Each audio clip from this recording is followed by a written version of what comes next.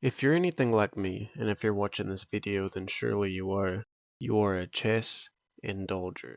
Now I'm fairly new to chess. I learned how to play a couple years back, but only in the past few months have I really played.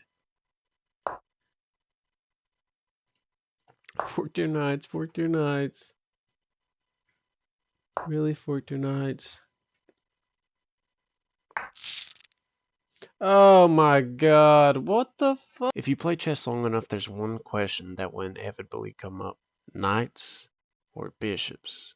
Which is better? Both pieces are worth the same amount of points, 3 points each. If you ask a GM this question, you will generally get this answer. Bishop.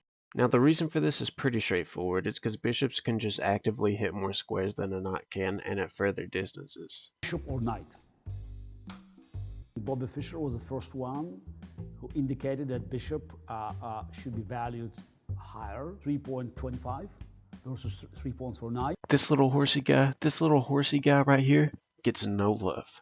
No love, bro. Even in FPS chess, they got this man shooting a bow and arrow, dog. I'm 800 elo, so feel free to take my words with a grain of salt. And who am I to tell this guy that he's wrong? But today I thought it would be fun to play devil's advocate a little bit and make the argument for why the knight is better than the bishop in the board game of chess. Chapter 1.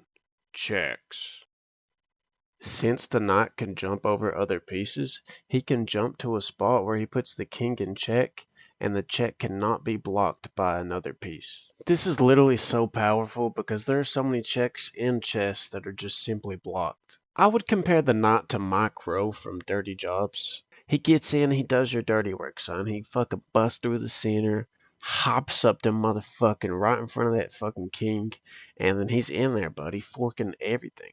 Which now leads me into the next chapter. Chapter 2. Forks.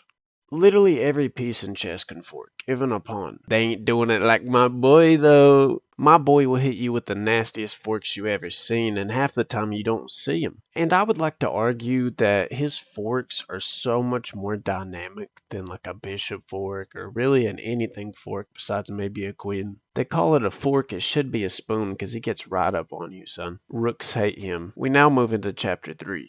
Chapter 3.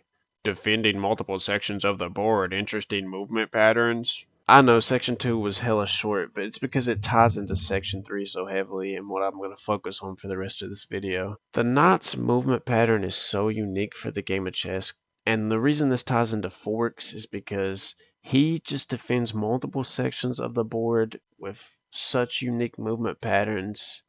That's the reason forks excel so well for this piece. Yes, the knight has short range. It's not going to pin something from full screen like a bishop will. Bishop's got no hose. Bishop's got no hose. Bishops ain't got the bread like my knight, bro. My only wish for the knight is that he could jump off the side of the board and come back on the other side like we're playing Pac-Man. In closing, fuck a bishop. Nah, but for real, I mean, I can't really win this argument. A bishop probably is just objectively better, but the knight's so much cooler, and the knight is such a good piece, and I just don't want its value to be diminished, you know? I got so much respect and love for my boy.